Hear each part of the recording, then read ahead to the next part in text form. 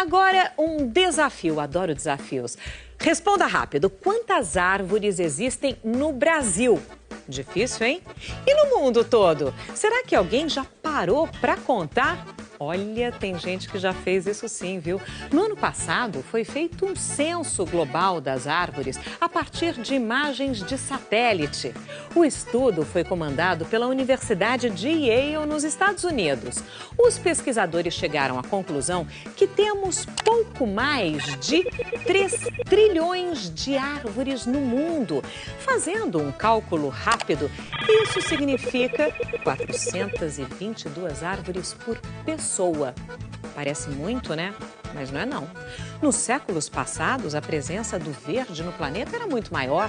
Quase metade das nossas florestas originais já foi destruída. O uso de madeira para a fabricação do carvão, para a indústria, fez boa parte das árvores desaparecer ao longo da história. Agora é justamente a indústria que pode ajudar a recuperar áreas devastadas e preservar matas nativas. Na nossa expedição campo, o Renato Cunha foi até o Vale do Jequitinhonha, em Minas Gerais, para entender como isso é possível.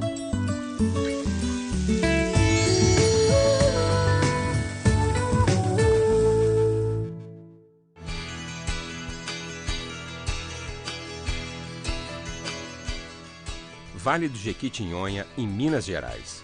É difícil de acreditar, mas um dia esse lugar já foi coberto por vegetação. Com o desmatamento, o Cerrado e a Mata Atlântica praticamente desapareceram em algumas áreas. As árvores foram transformadas em móveis, pisos, papel e, principalmente, carvão. É isso mesmo, o carvão é feito a partir da carbonização das árvores e a sua fabricação pode prejudicar muito o meio ambiente.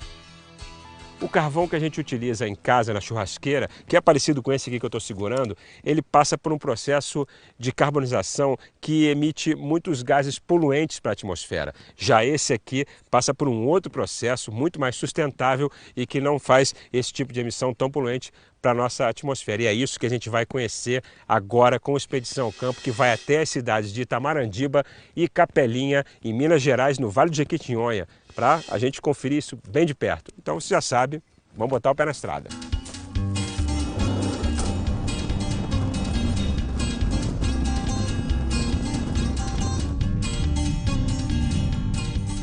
Essa é a plantação de eucaliptos de uma grande siderúrgica. Todas essas árvores serão transformadas em carvão. Assim, a indústria garante matéria-prima sem precisar destruir matas nativas. E ainda contribui para melhorar a qualidade do ar. Uma floresta como essa consegue retirar da atmosfera uma enorme quantidade de gás carbônico, que é um dos principais vilões na questão do aquecimento global. Só para a gente ter uma ideia, ela consegue neutralizar o equivalente a uma frota de 732 mil carros por ano.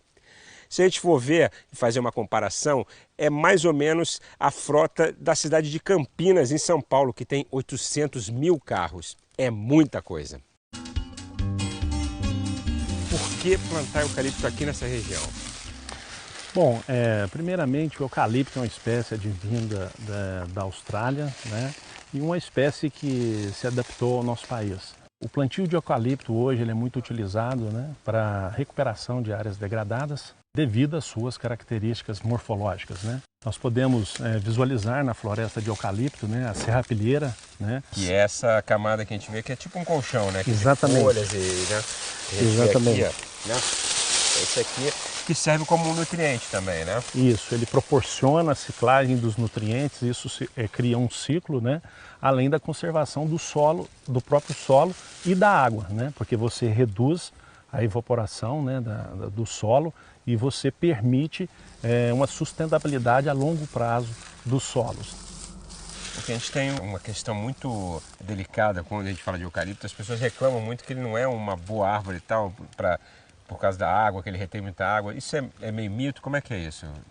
A cultura do eucalipto é uma cultura como outra cultura agrícola qualquer. O eucalipto ele consome água, né, semelhante a outras culturas agrícolas, em alguns casos até menor. Mas o importante disso é o manejo, né, utilizando o cultivo mínimo nas nossas plantações. O cultivo mínimo nada mais é do que você revolver o mínimo possível o solo, mantendo os galhos, as folhas, né? E com isso criando um aspecto para que o solo literalmente sobreviva, né? Porque ele é um organismo vivo. Para crescer e ficar deste tamanho, com mais ou menos 25 metros, um eucalipto leva 7 anos. Da muda até aqui tem muito trabalho envolvido. E tudo começa com a busca do eucalipto perfeito, que seja produtivo e resistente à seca. No pomar, os especialistas dão uma mãozinha à natureza e fazem o cruzamento das melhores variedades. Esse processo ele tem que expor a parte feminina da flor. Que ele está cortando ali, né? Ele está cortando para expor a parte feminina, para depois ele colocar o pólen da árvore que nós escolhemos. Então ele faz o processo de combinação aqui nesse momento. Ou seja, não tem nenhum processo de mudança genética, na verdade. Não, ou seja, não, é só combinação genética de espécies diferentes. Esse é o viveiro de mudas, o berçário dos eucaliptos. Aqui a plantinha é muito bem cuidada. Até uma mini estufa foi criada para manter o ambiente sob controle. Nós observamos que se criar um microambiente ali vai elevar a umidade, vai aumentar a temperatura, favoreceu essas mudas aqui produzirem uma maior quantidade de brotos, né, dessas estacas, aumentou o enraizamento dessas mudas e também teve uma economia de água, teve vários pontos positivos. Você falou que esse é o primeiro estágio, agora a gente vai para outro estágio. E lá o que? É para plantar isso? Plantar as mudas. Então vamos nessa, vamos ver. Posso plantar uma? Pode. Ó, então, pô, a gente tem que botar a mão na massa, né? Senão não é na expedição.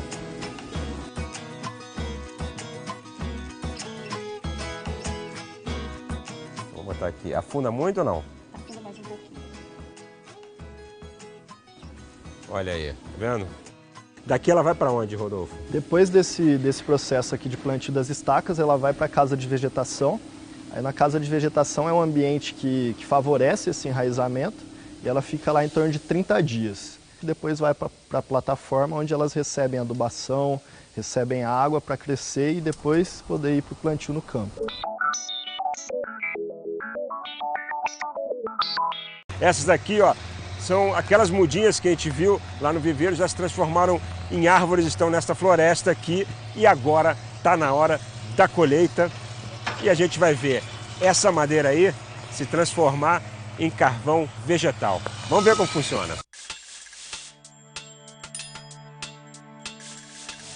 Na colheita, a máquina retira apenas os troncos.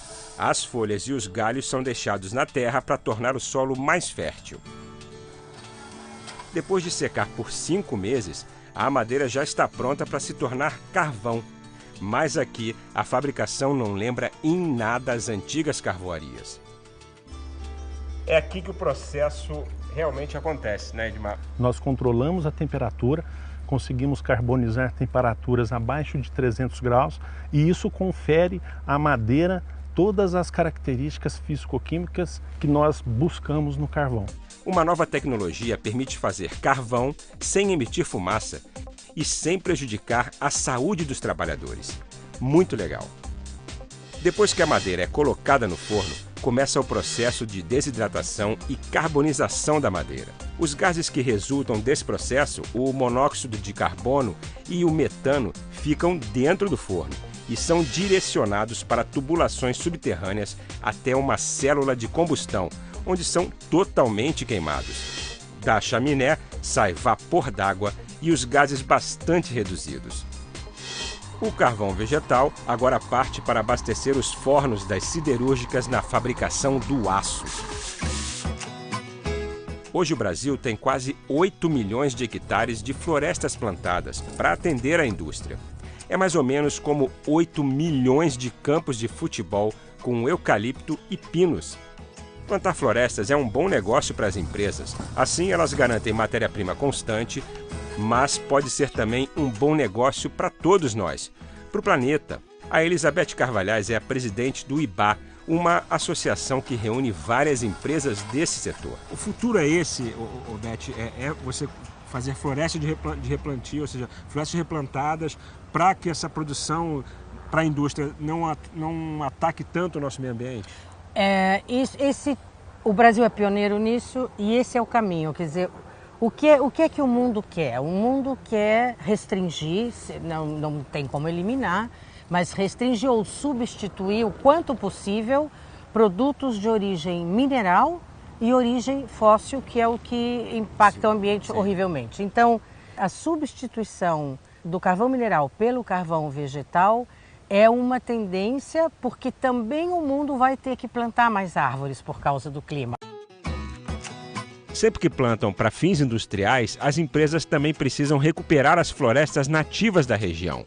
Assim, as florestas plantadas e as florestas naturais vão sendo intercaladas. É o chamado mosaico vegetal. Então, hoje, o que toda a ciência está atenta, a ecologia, governos e também a indústria, é a manutenção da biodiversidade. A gente viu no programa de hoje como é possível fazer um carvão de baixo impacto ambiental. A gente sabe que o carvão é um combustível importantíssimo para a indústria do aço. Agora, em casa, você vai ver isso, o famoso aço verde, com peças como essa aqui, ó. Esse garfo. Ele é um aço verde, ou seja, feito de um carvão que não emite gás poluente, né? E contribui assim para o nosso meio ambiente. Nossa Expedição Campo fica por aqui, a gente volta na semana que vem. Seja consciente, até lá!